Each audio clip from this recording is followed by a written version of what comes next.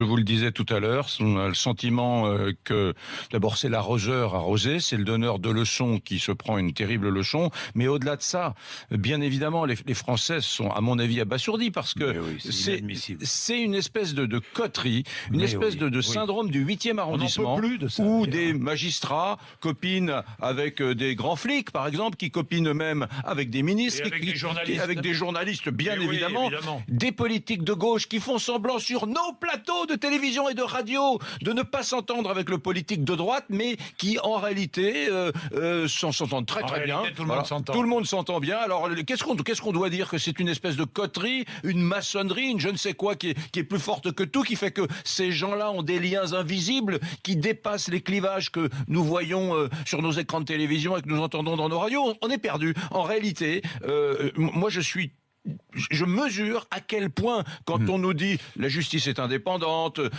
les policiers sont... je mesure à quel point tout ça est du bidon.